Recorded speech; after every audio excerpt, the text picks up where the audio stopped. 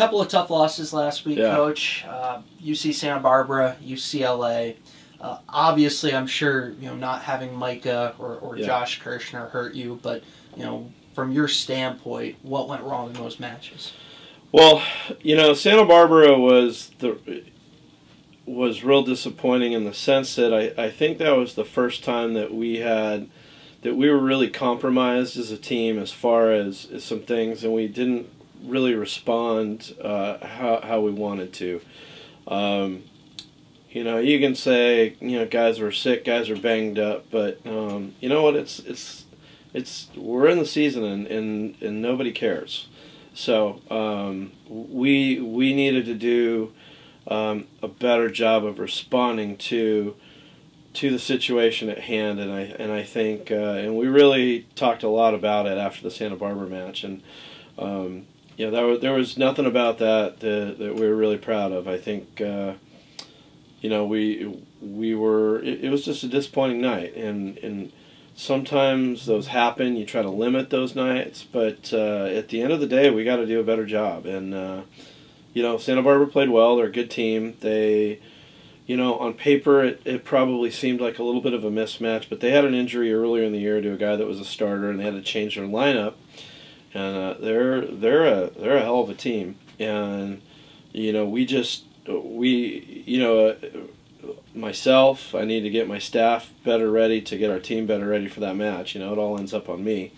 But it wasn't. We weren't proud of that, and that won't happen again. And the UCLA match, there was some stuff to take away there that was good and that was positive. The first set was a little shaky, and I think that was somewhat to be expected given our situation. We basically had two first-time starters out there. They're both blocking on the right side of the court, where 60% of the game of volleyball happens for the other team's offense. So, but I thought both Michael and John settled in well, and for a team, for our team and our program long term, that was great to have those guys get that experience in that building, in a rivalry match. So for us, that was great to get those guys some experience. Now, hopefully Micah heals and Josh heals. Micah is probably likely to be back in the lineup sooner than Josh is. I think Josh is probably going to be out a good chunk of the season. So we'll monitor that, and then we'll monitor Micah and how well he improves. But at the end of the day, we have to show up and go to work and take care of things and do our jobs. And Michael's gonna work his tail off to make sure he's ready.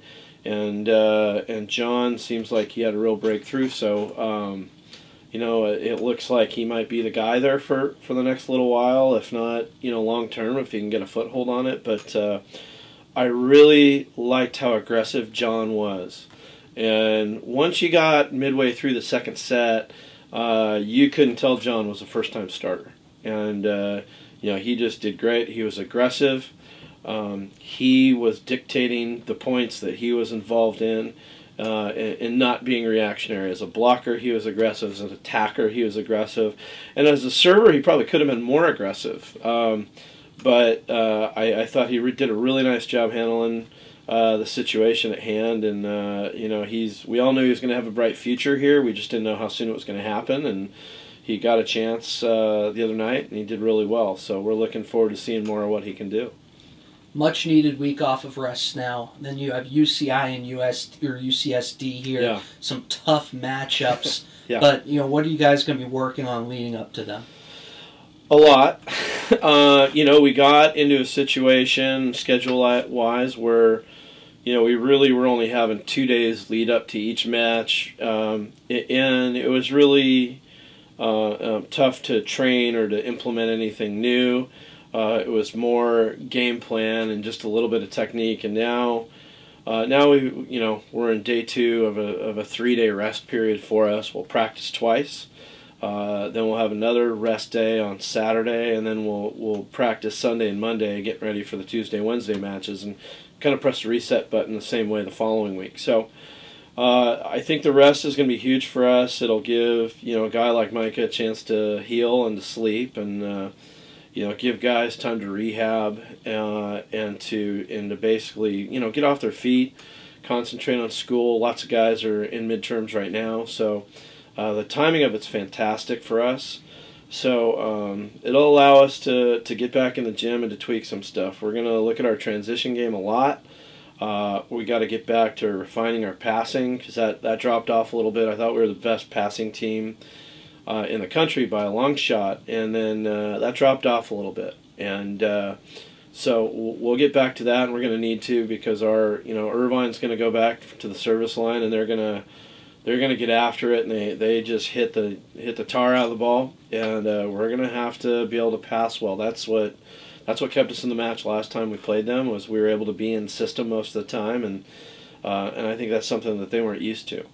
So if we can do that, great. And we've got to do a better job blocking the ball, and that will have a much bigger impact on how we dig.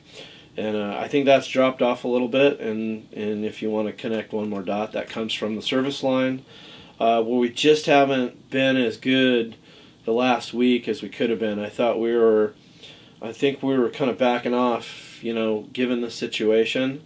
I think guys weren't feeling right, so I think they backed off a little bit. We cannot do that. We have to keep our foot on the gas pedal, and we have to have an aggressive mindset from the service line. And I think we're just letting teams off the hook a little bit too much there. And so that's about 4 or 5 things that we're going to really tackle in about 4 days of practice leading up to the match.